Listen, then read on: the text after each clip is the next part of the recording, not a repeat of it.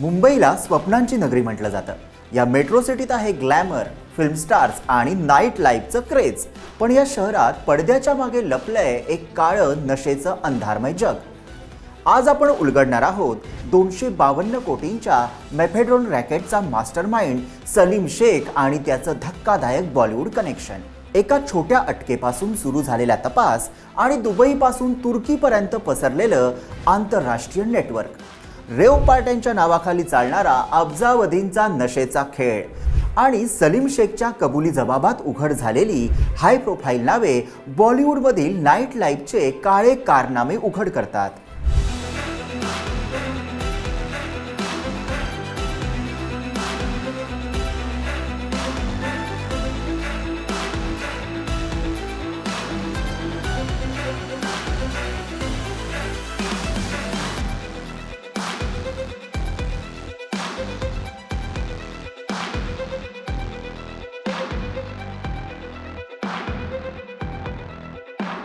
नमस्कार, मी विहंग ठाकूर। डी गँगचा मुंबईतील प्रमुख कोऑर्डिनेटर सलीम शेख याचं ड्रग रॅकेटमध्ये नाव आल्यावर मुंबई पोलिसांनी त्याला अटक केली। 252 कोटी रुपयांच्या मेफेड्रोन प्रकरणाचा सर्वात महत्त्वाचा धागा उलगडला। या हाय प्रोफाईल केसच्या चौकशीत सलीम शेखने केलेले खुलासे धक्कादायक आहेत। यातून बॉलिवूडचे काळे कारनामेही समोर आले आहेत। अंमली पदार्थ विरोधी पथकाने अटक केलेल्या ड्रग्ज तस्कर सलीम शेखच्या चौकशीत काही धक्कादायक दावे समोर आले आहेत। तपास अधिकाऱ्यांच्या म्हणण्यानुसार सलीम शेखने देशात आणि परदेशातील अनेक ठिकाणी गुप्त रेव पार्ट्या आयोजित केल्याचा दावा करण्यात येतोय। या चौकशीत त्याने बॉलिवूडमधील काही प्रसिद्ध व्यक्ती अशा पार्ट्यांमध्ये उपस्थित असल्याचं स्वतःच्या जबाबात सांगितलंय आणि यामुळे पोलीस तपासाचा वेग आता अचानक वाढलाय। सलीमने पोलीस तपासात दिलेल्या माहितीनुसार श्रद्धा कपूर, सिद्धार्थ कपूर, नोरा फतेही, दाऊदचा पुतण्या अली शाह पारकर, ऑरी, अब्बास मस्तान आणि झिशान सिद्दीकीची नावंसुद्धा त्याने पोलिसांच्या समोर घेतली। या व्यक्तींनी रेव पार्ट्यांमध्ये सहभाग घेतला असं पोलिसांनी अद्याप स्पष्ट केलेलं नाही, पण सलीम शेखच्या जबाबात ही नावं आल्यामुळे तपास यंत्रणा त्यांची भूमिका तपासत आहेत। रिमांड रिपोर्टमध्ये तपास अधिकाऱ्यांनी स्पष्ट केले की ही नावं आरोपीने स्वतः दिलेली आहेत आणि सध्या त्याची पडताळणी सुरू आहे। म्हणून या संपूर्ण प्रकरणातील बॉलिवूड कनेक्शन हा अजूनही तपासाचा एक महत्त्वाचा भाग आहे आणि पुढील टप्प्यात काही व्यक्तींना चौकशीसाठी बोलावलं जाण्याची शक्यता नाकारली गेलेली नाही।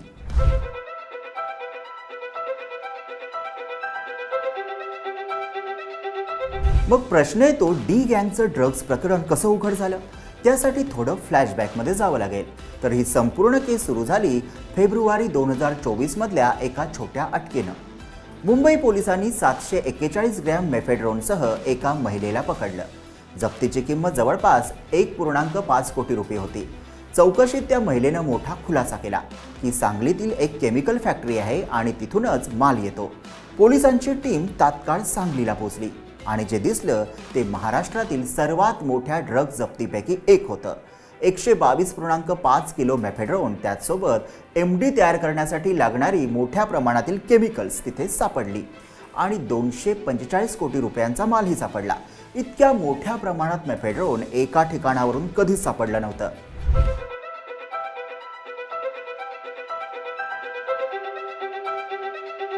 तर दुसरीकडे या प्रकरणी अटक सत्र सुरू झालं आणि मग चौकशी दरम्यान समोर आले नवे धागेदोरे। हे फक्त स्थानिक गँगचं प्रकरण नाही, एक आंतरराष्ट्रीय ड्रग सिंडिकेट असल्याचं पोलीस तपासात पुढे येतंय। या सिंडिकेटचा मुख्य मास्टरमाइंड हा दुबई आणि तुर्कीतून या ड्रगचा काळा धंदा हँडल करतो। यात डी गँगचा सहभाग समोर आलाय। यात सर्वात महत्त्वाचं नाव म्हणजे सलीम डोला, जो संपूर्ण ऑपरेशनचा मास्टरमाइंड आहे आणि तो तुर्कीमध्ये बसलेला आहे। ताहिर डोला याला UAE मध्ये अटक झाली आहे। कुब्बावाल्याला सुद्धा UAE मध्ये अटक झाली आहे आणि सगळ्यात महत्त्वाचं नाव सलीम शेख, ज्याला भारतातील संपूर्ण वितरण नेटवर्कचा मुख्य कोऑर्डिनेटर म्हटलं जातं। शरीफ अन्सारी हा पासपोर्ट आणि फेक ID तयार करण्याच्या ऑपरेशनला जबाबदार आहे।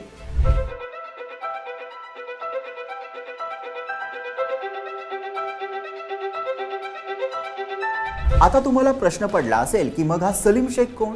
तर सलीम हा डी गँगचा सर्वात विश्वासू सहकारी आहे। मुंबईच्या अंडरवर्ल्डमध्ये त्याला लविश म्हणून ओळखलं जातं। दाऊदचा विश्वासू सलीम डोलाच्या छत्रछायेखाली भारतात तो ड्रगचा काळा धंदा करतो। सलीमकडे महागड्या स्पोर्ट्स कार्स आहेत, लाखो रुपयांची घड्याळं, इंटरनॅशनल ब्रँडचे कस्टमाइज कपडे आणि 5 स्टार हॉटेल आणि लक्झरी क्लबमध्ये सतत ये जा त्याची असायची. पण त्याचं खरं काम काय? तर भारत आणि परदेशातील मोठ्या सेलिब्रिटींसाठी स्पेशल रेव पार्ट्या आयोजित करणारा तो मुख्य होस्ट होता.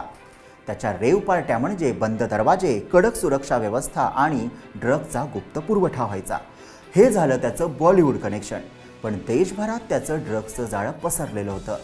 सलीम शेख हा भारतातील सर्वात मोठ्या MD ड्रग्स पुरवठादारांपैकी एक असल्याचा अंदाज व्यक्त केला जातोय.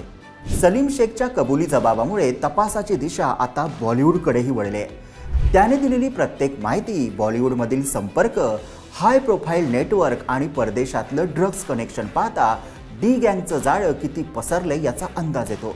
हे फक्त रेव पार्टीचं प्रकरण आहे की त्यामागे अनेक पातळ्यांवर पसरलेला मोठा ड्रग्स सिंडिकेट सक्रिय आहे याचा तपास मुंबई पोलीस करतायत आणि पोलीस तपासानंतरच सत्य समोर येईल.